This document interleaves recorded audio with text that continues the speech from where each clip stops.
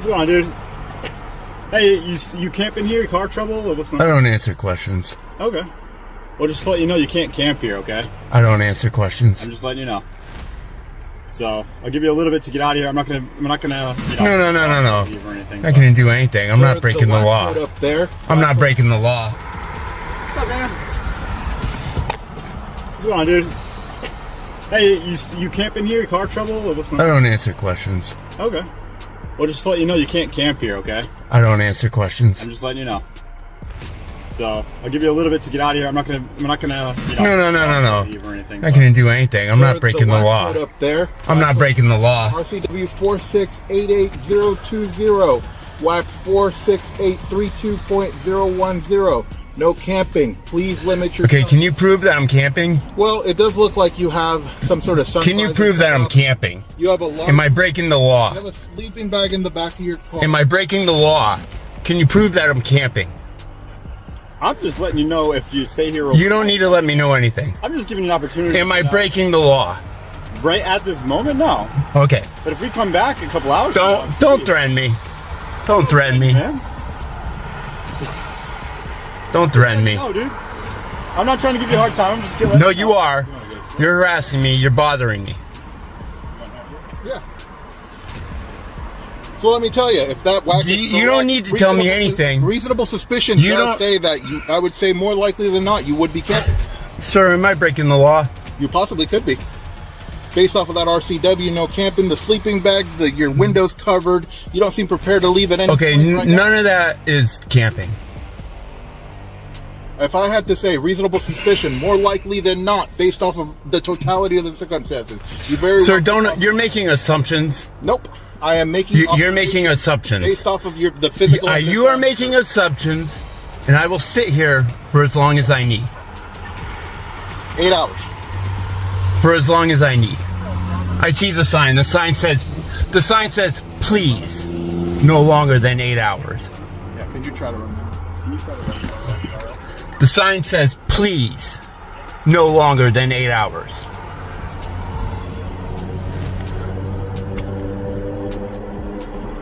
Are we done?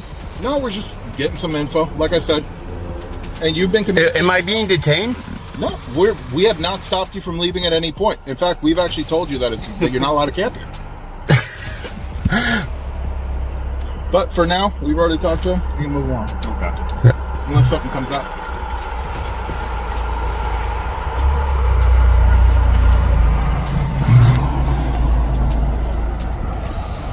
The video opens in a quiet public park where a man sits calmly inside his parked car, not disturbing anyone or breaking any law, when an officer approaches and immediately begins questioning him about whether he is camping or having car trouble. The man refuses to answer questions and repeatedly asserts his rights. A response that quickly shifts the officer's tone from casual inquiry to warnings and statute references, relying on assumptions rather than facts, yet every attempt to establish authority collapses when the same question is asked again, and against a law being broken right now, and each time the officer is forced to admit no, revealing how quickly a power-driven encounter falls apart when a law-abiding citizen remains calm, informed, and firm.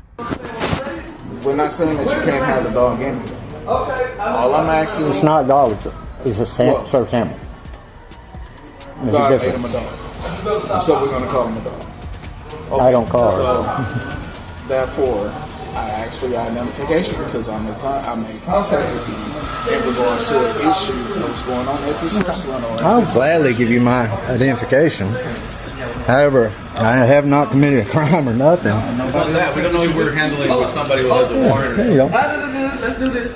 Oh, you want them to leave? Yeah. Okay. For what reason? The manager's actually leaving. They don't have to have a reason. No, she's kicking me out. They can't refuse service to anyone they want. What have I done because I'm a disabled vet? You're kicking me out of McDonald's? You're kicking me out of McDonald's because I'm a disabled vet? We told you not to put the dog on the table. The dog is not on a table. The dog is allowed to sit with me according to ADA policy and guidelines. And then as soon as we came in, we asked you. And I said yes. And then what did you do? You asked for my service animal's paperwork, so you wanted to find out what my disability was. I never asked for that. You did ask for that. Did he ask for my service animal's identification, guys? That's all they asked You can't show that. You can't ask that. That's illegal. That's under ADA. It's a HIPAA violation. I'm a disabled, so I have to tell you my disability so I can eat at McDonald's. Okay, now you see my point. How else is he supposed to prove that's a service dog? If I tell you, it's a service animal. At the end of the day, anybody can come in here and say this is a service dog. The issue is not that. So I don't know what I did to get kicked out. I never said that you had to leave. Well, the message is actually. He just asked me to leave. That's management. What is your name? My name is Kevin. Kevin what? Kevin Reeves. Kevin Reels. What is the other manager's name, please? Jonah. Okay, and so you're asking me to leave for what reason? Because we don't want to keep the dog inside here. Okay, so I can't keep my service animal inside McDonald's. Yeah. So you're making me leave because I have a disability. Correct? You came out to say that we're racist. I did not say that you're racist. You ready to go? Did you hear what he just said? The footage unfolds in two separate moments, but the pattern is the same authority built on assumption instead of law. First, an officer claims covered windows and personal belongings amount to camping, yet every accusation falls apart when confronted with the facts and the posted sign, allowing up to 8 hours, forcing the officer to admit there is no detention and no crime. Then the scene shifts to a McDonald's where a disabled Marine veteran quietly eats with his psychiatric service animal until staff suddenly challenge the animal's legitimacy after the sale is complete, demanding paperwork. The law does not require explanations. Change pressure escalates. Police are called, and a lawful customer is humiliated on camera. In both cases, calm resistance exposes how quickly authority collapses when rights are exercised and the law is actually understood. You gotta leave. I'm leaving. I'm leaving. That's fine. Let's get your stuff. I never once said I was racist. Did I? Thank you. Really don't care. It's not illegal to be racist. No, it is for me. No, it's only illegal to be here if they tell you not to be, they tell you not to be. So. Well, he told me I couldn't have my service animal inside McDonald's, so that's why I'm just. You got to understand, I'm a Marine vet, man. This is what I get after doing 2 tours to Afghanistan. I get kicked out of McDonald's by a 20-year-old college kid, and that's still on record. I'll be having your job and your manager's job too, and I appreciate you guys embarrassing the hell out of me with my disability. You just embarrassed me because everybody here now knows this is an embarrassing situation. I just got kicked out of McDonald's. Who gets kicked out of McDonald's? Get over here. I think that all this could have been avoided if we would talk things civilly, but again, we wanted to do things our way, so people are petty and do their things their way.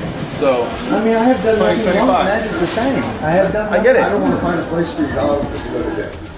What am I going to jail for? If you don't leave. Can I get your all's name real quick, if you don't mind, sir? I just need it for my records and my documentation. Mine is right here. B Price. Okay, and you are, sir? I appreciate you, but I was never disrespectful to anybody. no, I don't think that's the reason. The thing is that could have been avoided. If you had the tags, because I have them too. But I don't have to have my tags. I understand that. But You know this. Well, my issue. But I gave him everything that he had. He asked if it was a service animal. That's what he's supposed to do. And what am I supposed to do after that? Yes, it is. What kind of task does it perform? It's a psychiatric service dog.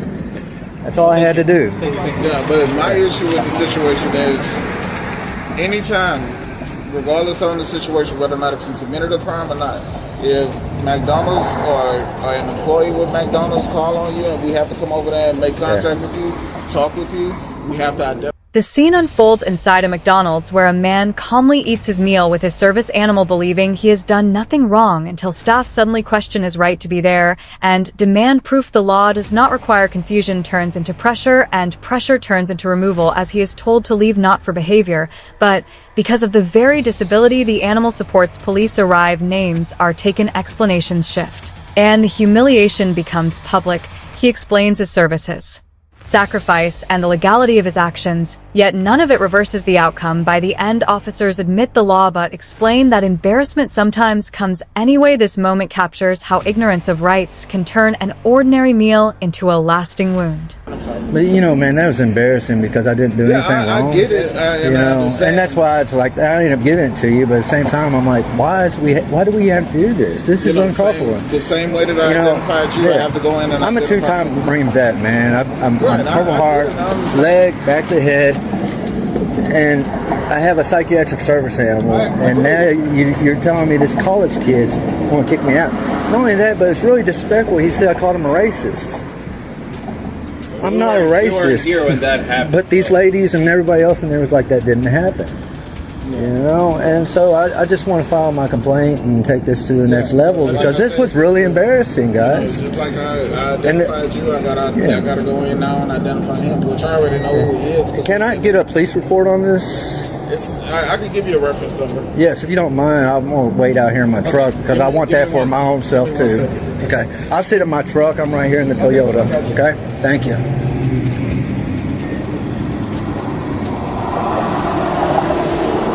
So this is really embarrassing. I just got kicked out of McDonald's for having my service animal in there.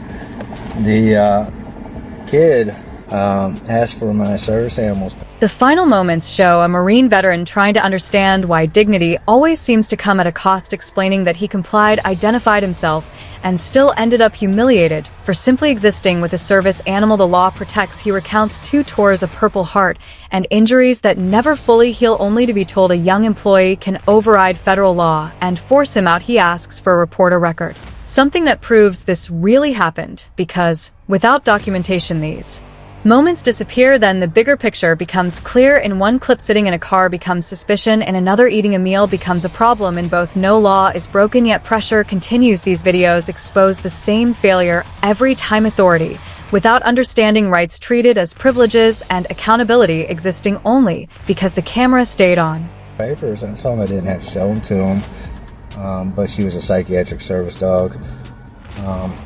He proceeded to demand them again.